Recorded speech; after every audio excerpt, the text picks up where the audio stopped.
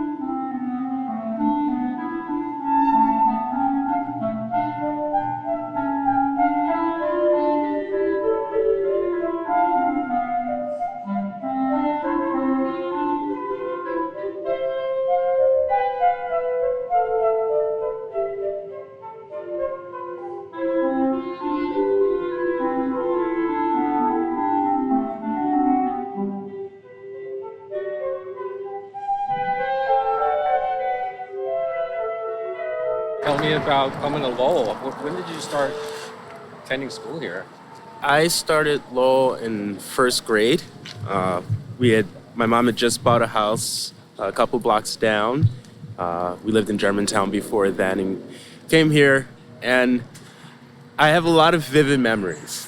Where we're walking by now, you can probably see the different letters or numbers painted on the floor. We'd line up here and say the Pledge of Allegiance before we walked in a building.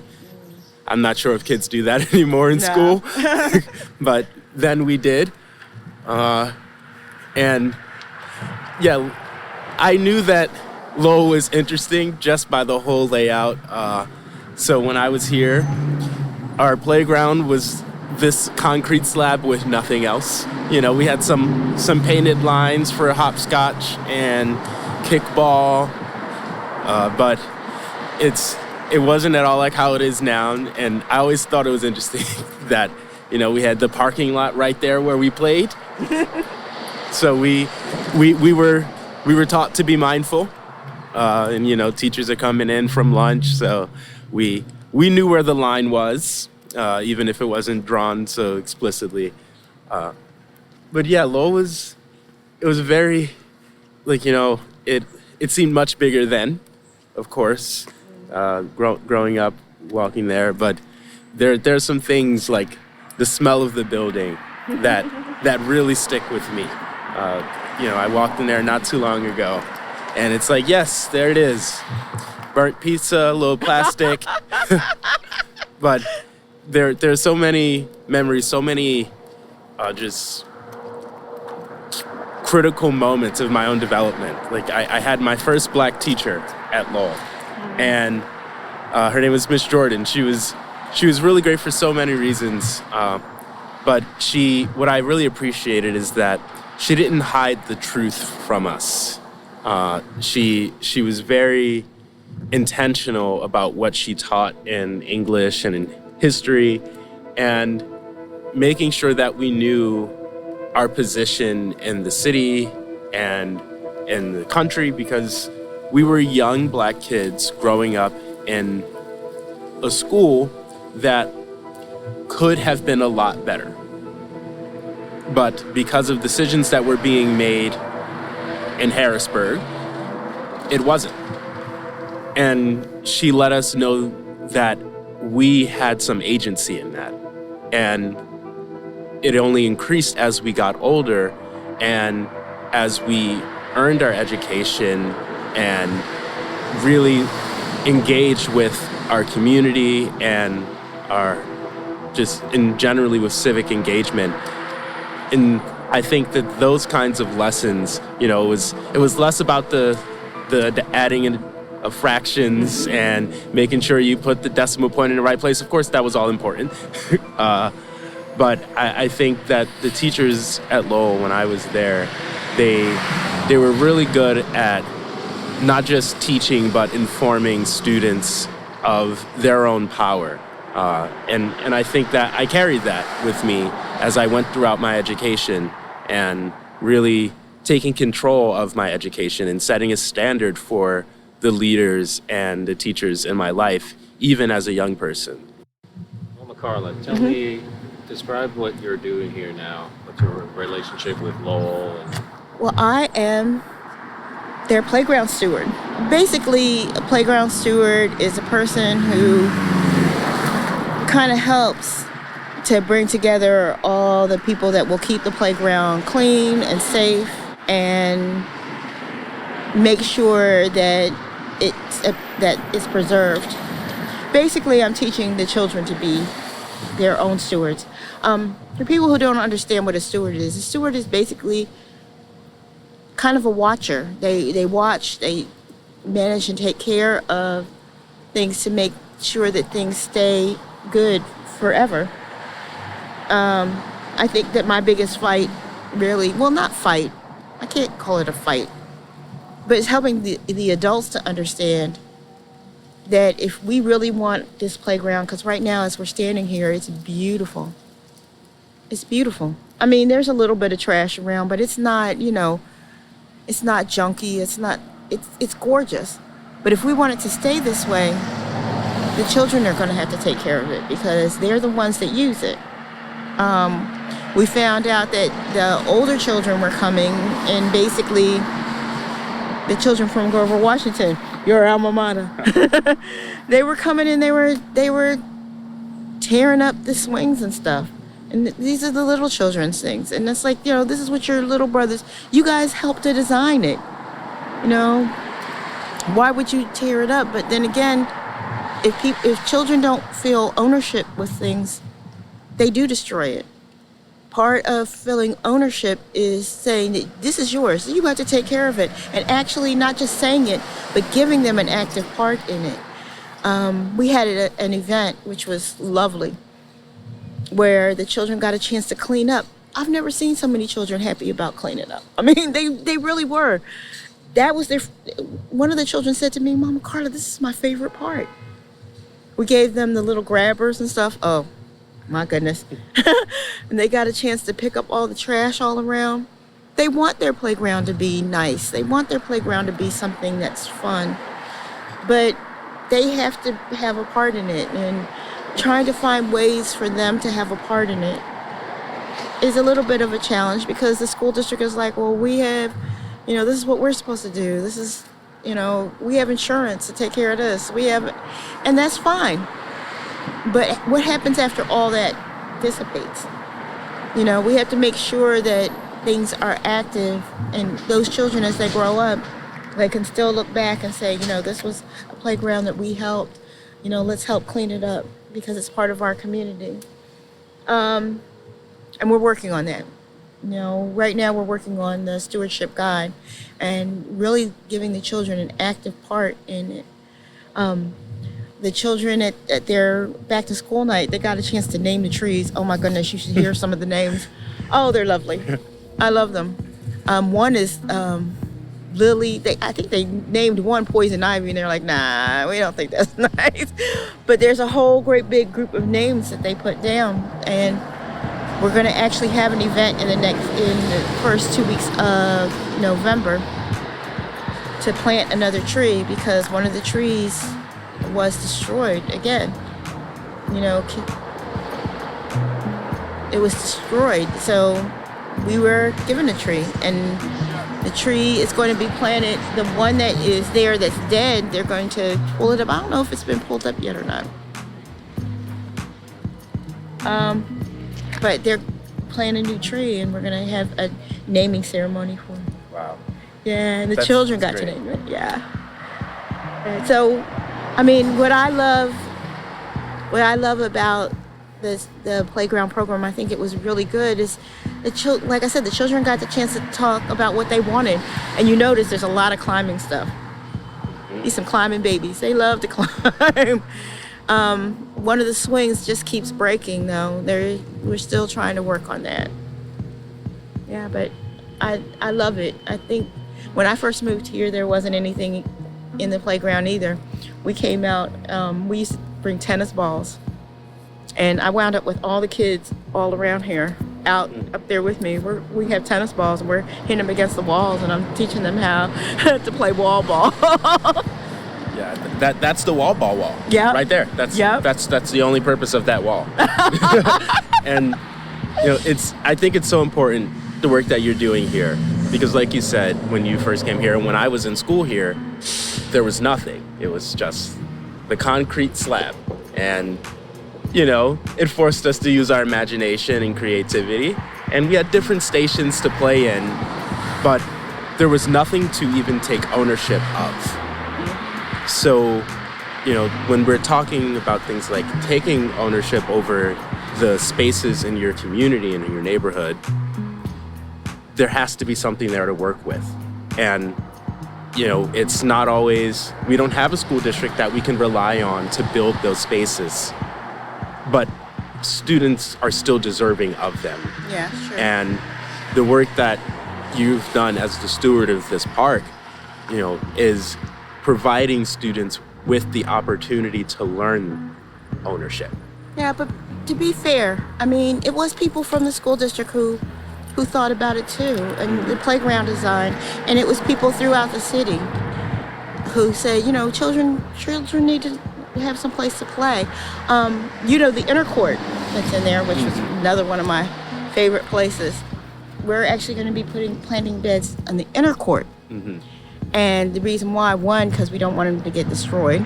Two, we'll be able to grow food in them that way.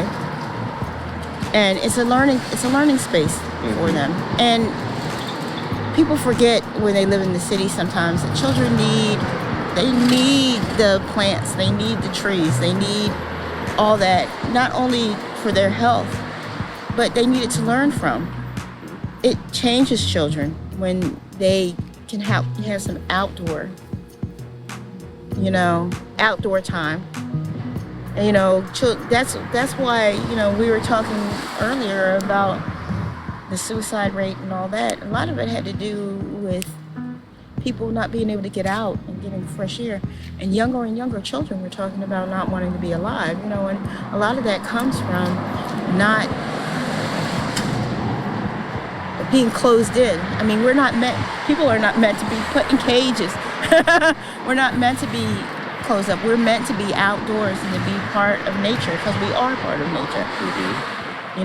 And it also makes children feel safer when they know that they have a place that's theirs. And we want our children to feel safe. It's so sad, the things that are happening in our communities. But this lack of feeling safe, a lot of it has to do with, being fenced in or boxed up, There was a time when my children could walk, they would walk blocks and blocks and go to school, or blocks and blocks and go and visit their grandmother and come back home. It's like, be home by such and such a time, or don't let the don't let the street lights catch you not on the porch.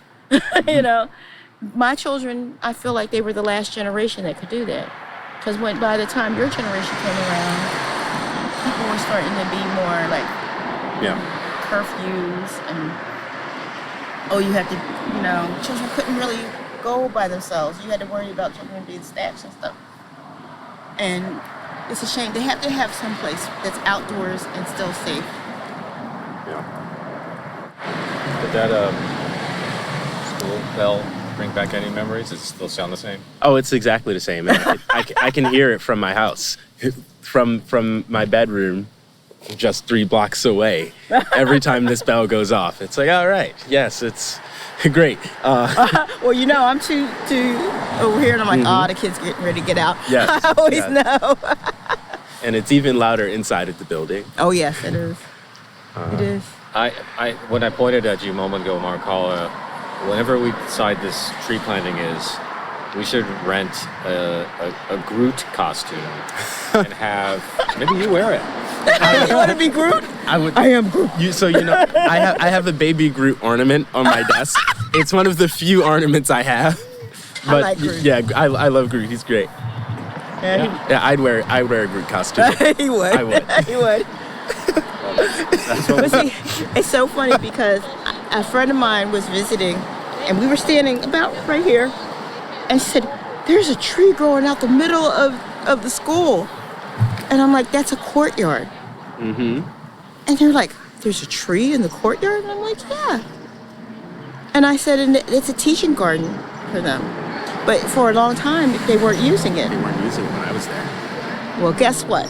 They're going to be using it now. That's so great. They're going to be using it now. It's totally apropos to view the work of Mama Carla and Marquise through the lens of gardeners or as sowers of seeds and ideas. The same can be said of Linda Fernandez and Keir Johnston. We convene with all 4 of them across the street from Lowell at St. Paul's Lutheran Church in the room that Mama Carla has outfitted for her sewing and fabric projects and the quilting circle. While the conversation was far-ranging, this meeting was a baton handoff with Linda and Keir, the founding hosts of Audio Olney, to their successors, Mama Carla and Marquise. Among the 4 of them spanned 3 generations of the Philadelphia cultural community. But more than that, they represent a continuity of practice. Artists, activists who take both their creative work and community engagement seriously and see both as necessary links to advancing social progress.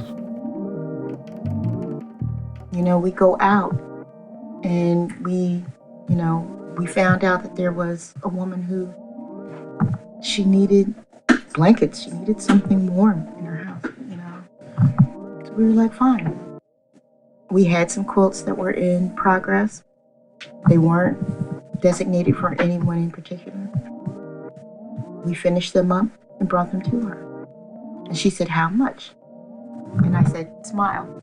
She smiled. I said, "Okay, cool." We're cool. And I remember her just crying. She said, I felt ashamed.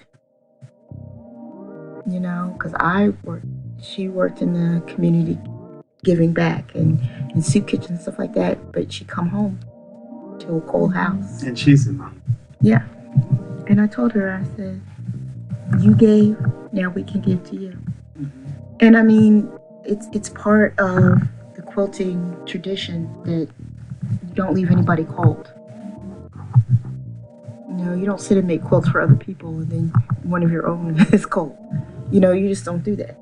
Yeah, it's also that idea of the sense, the true sense of community, to where you have this circle, you really know the people in your neighborhood, and when somebody pops up in need, the neighborhood comes together to facilitate that. You know, in the grand scheme of things, a house without a blanket in the wintertime, let alone whether they have heat, which is another issue. But, you know, how many families on one block alone could facilitate that need without even thinking about it? You know, but you have to know the person. You got to have that relationship capacity to where those things can be exchanged, you know, without recourse or without shame involved, and you know, on a community level, and that could have been something that's saved her through the winter. That blanket means nothing at all, but it means everything simultaneously. One of the big projects that I did one year for Martin Luther King Day of Service, we made Quilts for Valor, and it's basically heavy enough quilts that if a person is homeless, that they have something to sleep under that'll keep them warm. It could be a bed, something to sit on, you know, something to keep them. And we collected blue jean. We used blue jean fabric. We got new fabric, we got old fabric. I'm very much into recycling. We work with Fab Scrap, our community quilt group here. We work with Fab Scrap. Just teaching them also the resources in their community. Now, all my quilters are like, when are we going to do a Fab Scrap trip? You know, and we're helping them, they're helping us. We're helping keep things out of landfills. That was one of the reasons why I wanted to start community quilting, is because I'm walking down 5th Street and I saw, you know, how people go through their, sometimes it's domestic issues or something like that, and they'll throw people's clothes out in the street, and there's just fabric everywhere. The laundromat up the street, people were just leaving all this fabric, and I'm like, one, it's a waste.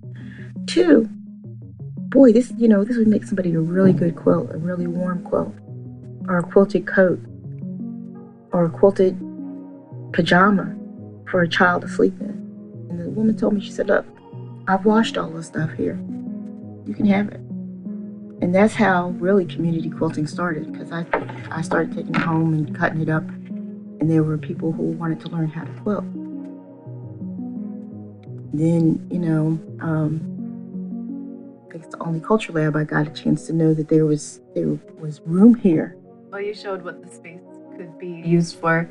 I think there's a lot of space like this all over the city, in schools, in rec centers, in our public spaces that aren't really being utilized, that can be utilized by artists. That's something I've been thinking about a lot, especially with rec centers, is like, what spaces aren't being fully utilized and how can artists be involved? Because there's artists throughout every neighborhood of the city, and artists need space to create, and like you're doing, create community as well. So that's been a dream of mine for a long time, and I just started a program in my neighborhood where we live in Cobbs Creek. And yes, I know Cobbs Creek well. Yeah. And it's a monthly art club, but I do have like dreams for the future that it could be more like a space like this where people can come to at any time and just be able to create, meet each other. That's been one of the best things about it, is people find this club either through seeing a flyer out maybe at one of the libraries or the rec centers in the area, or through Eventbrite. And then they come and they meet other people and they share their skills, they learn new skills. So it's like a really fun and sharing environment. Having the arts as a way to build community, to activate spaces in neighborhoods that aren't being used, it's really, honestly, it's just fun. It's a lot of fun to Like, I'm sure we're in this room now. I can imagine your first time walking in and turning the lights on. And for me, it's always the smell. Like it's always the smell. And especially in this space, I grew up doing Boy Scouts in the room right around the corner. And we use this space for that.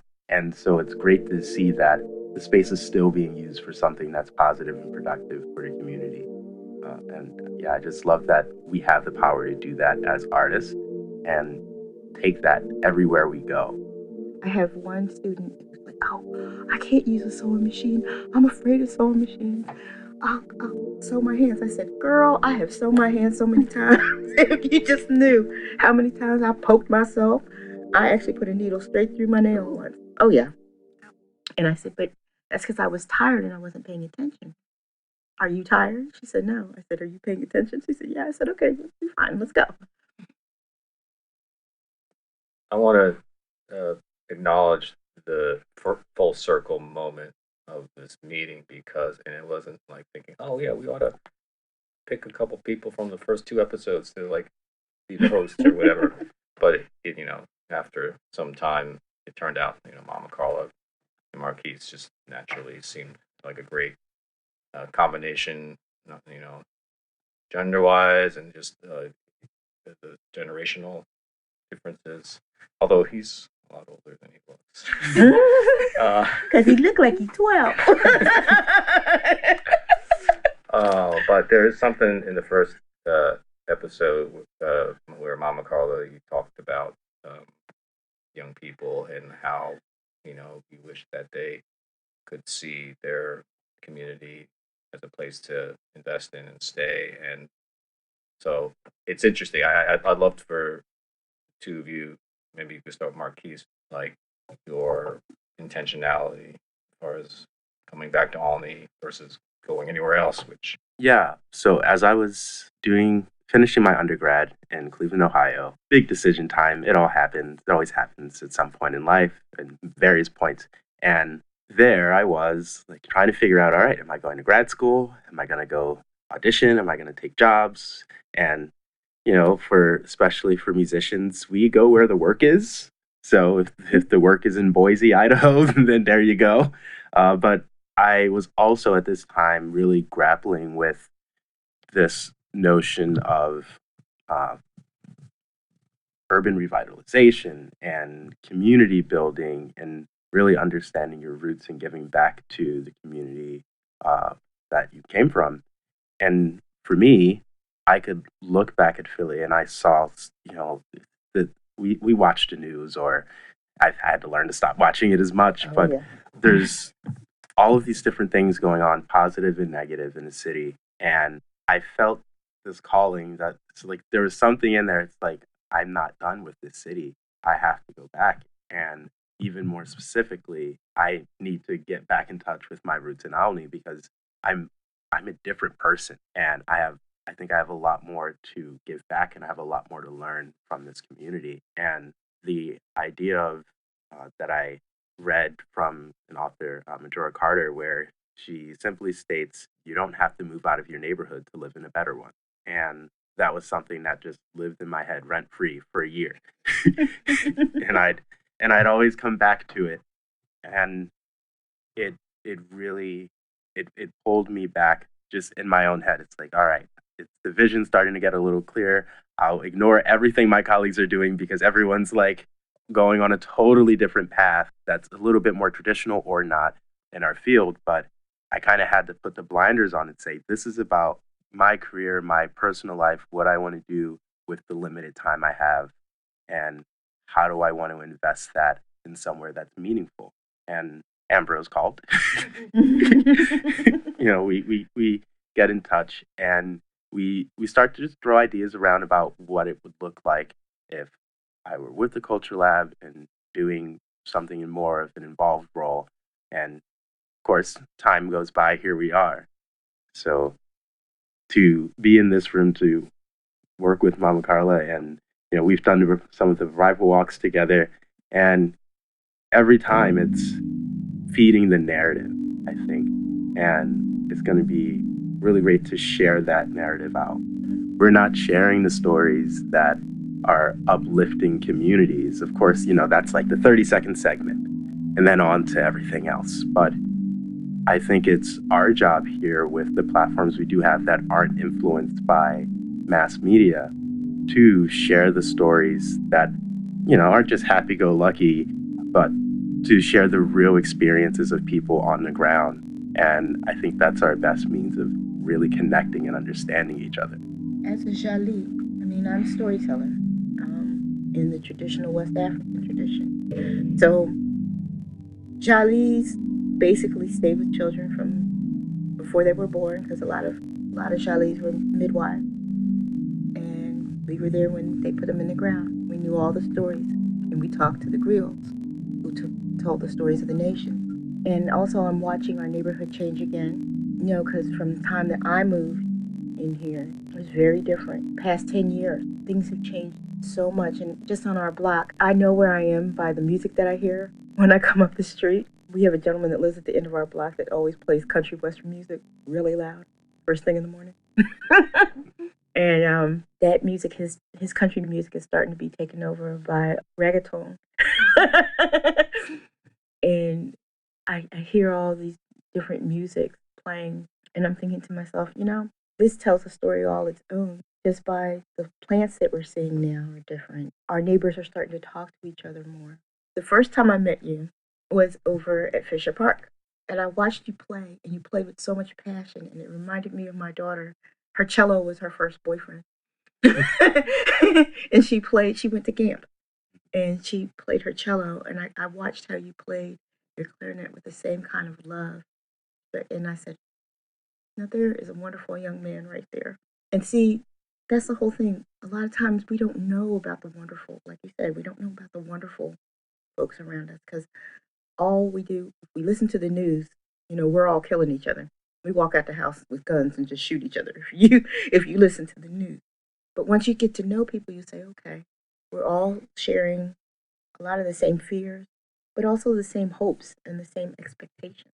And generational is the same thing. Everybody always thinks their generation was the best, or if they don't think it's their generation is the best, they think it was the worst. But it's important to have intergenerational talks, and I'm glad that we'll be able to have those intergenerational conversations.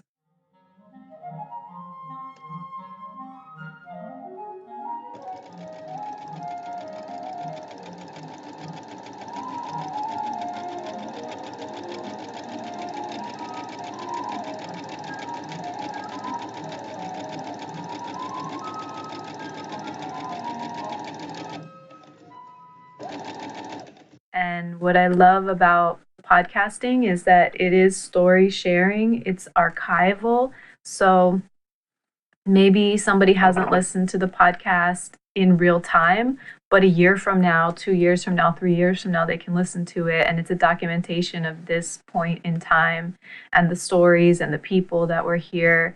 So I think that's really special. And for me, it's been just a really awesome way to meet new people and learn about what's happening in Olney and who are all the different people bringing the spice and the unique qualities to Olney. Like as we were driving down 5th Street today, I was looking around at all the businesses and noticing the signs and noticing the handwritten signs. And there's just a lot of personality that you don't see in other parts of the city, because instead of a small corner store coffee shop, you'll have a Starbucks.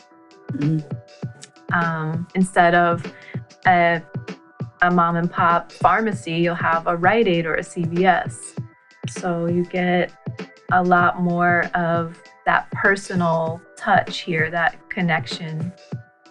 Yeah, equally here. I think for us, and kind of the role of the artist is that in a time of really historic isolation, abnormal isolation to the level that was causing people to really break down mentally, because it's not naturally for us to be in our houses that way. The social capacity, not being able to go outside, but in that time of historic isolation, we as artists, we looked to find solutions to kind of keep a sense of community together and a sense of sharing. And I think that's what ultimately the podcast represent for us when we did start it in the height of the pandemic and everybody was locked down. It was this way to still be communal. It was this way to really still have an ability to share that was accessible and using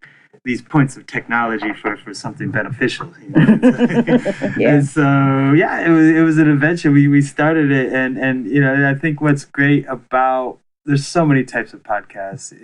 It's almost mind-numbing. You could get lost in a sea of categories. But I really like these kind of neighborhood honing ones that delve deep into narratives and research and personalized local histories, because there's just not enough people that are doing that. And, you know, it became kind of like a time capsule of this moment and everybody involved. You know, it's like people move on and people pass away. Mm-hmm. And to be able to preserve their voice for generations to share and partake in the experience and to learn. You know, I think there was a lot of learning that was involved with this podcast. That's a real point of power.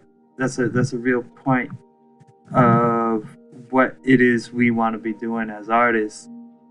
I love podcasting because I also think that when you're sharing stories, you're helping other people who might have a question or might have a curiosity or might be going through some challenge in their life, and they're hearing your story or they're hearing someone else's story, and it can help them as they're navigating something on their journey in their life.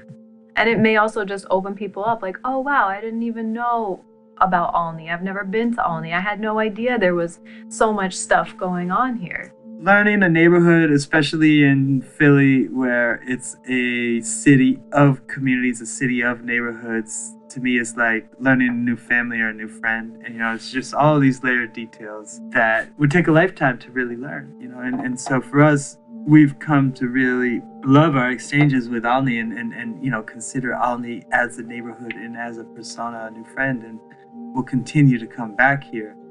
But the podcast is a testimony of this full exchange, you know, and having the grace and luck of the opportunity to just create it in that moment was special too. When I initially conceived of this idea to do a podcast, it was West Philly based. And it was when I was working at the Barnes Foundation, and it was the pandemic, and I was doing my community work based in West Philly, and I pitched this idea: what if we do a podcast, since we can't gather together and have these events? What if we do a podcast? And I just kind of like developed this whole podcast about West Philly and about the different stories of artists in West Philly. And the Barnes was like, oh, but I don't know. I wanted it to be really DIY, you know. The way we've been doing this is pretty DIY. Like it's pretty simple tech. We don't need like a whole huge recording studio. Well, except for June. Well, Don't ask June about simple tech. Well, you know, I was just thinking like, what can I record on my phone? And they were not ready for that. They really wanted it to be more produced, and so they weren't ready. They weren't in a place where they felt ready to produce a professional podcast.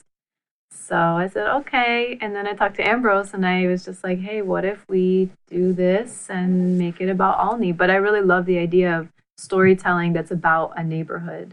I think there needs to be more, and I think another byproduct of what we did with this podcast is create a prototype, you know. And I think that a lot of other neighborhoods, you know, are uniquely their own and need their own narrative and history explained, even amongst just the neighborhood. Like, I wish my neighborhood had something even close to this, to where I could go and learn this whole multi-part series about where I decided to call home, because every community has that same history. I mean, I know we've documented, not that we've put together a structure of what happened, although that could be done. But I think that we developed a prototype that could be replicated in terms of the major steps and how you assemble groups and who's involved. And, you know, I think most and more neighborhoods need to have something very similar to this. And ultimately, the last thing I'll say is that we strive in a lot of the work that we do to create platforms for people to stand on and then use their own voice to be shared to the larger masses. And that in and of itself is a healing process, and one that goes to the root of the human experience, and one where a lot of communities go through suffering because the media personifies them for them. They don't get to tell their own story. So creating a platform and a accessible media where the whole structure is for a community of color and immigrants to tell their story at large is really a powerful mechanism, and so to be a part of that has been a special ordeal. And, I guess the root and the results, I should say, will continue to speak for themselves. I think that it will continue to grow in terms of the influence too, because I don't think it's going anywhere. Yeah, the whole thing has been special. We start projects that we don't look to endure for our lifetime. We create a garden and then we look to pass it on. Not that we're leaving and guy leaves on the horizon and you never see him go again, Western style story. We look to maintain these relationships for the rest of our lives. But we also think that it's important for communities to kind of embody and promote and create these things going forward, or occupy space, what have you, on their own, and I think that it's empowering for this. In this case, we built the stage for it to continue, but ultimately it should be on that communal-led level. And I think that's what a lot of organizations have a hard time doing sometimes, is creating and then stepping back and letting go, because you let go of control, you let go of all these things. And we enjoy that process of watching things grow after we help create them. And this is a perfect example of it. After 2 seasons and a few years of planning, interviewing, and recording, it's finally time for us to shift gears and pass the mic. This podcast has been an amazing way to connect with the incredible people and places that create the culture of Olney. I've enjoyed listening to people's stories and learning about Olney's past, present, and visions for the future. I'd like to thank Ambrose Liu for believing in the vision of this podcast, and thanks to Verissa McMickens, Shamor Thomas, and June Lopez, and the rest of the Olney Culture Lab team for providing organizational, promotional, and technical support throughout the course of this podcast. Many thanks to everyone who agreed to interview with us and contribute their stories and knowledge. I'm so excited to see where Audio Olney will go in the future and the ways in which this kind of story sharing can positively impact the neighborhood. Audio Olney is a production of Olney Culture Lab of Culture Trust Greater Philadelphia in collaboration with Amber Art and Design. Sound design and engineering for this episode was provided by June Lopez. Narration, research, and script writing by Ambrose Liu, and additional support for this episode was provided by Verissa McMickens Blair.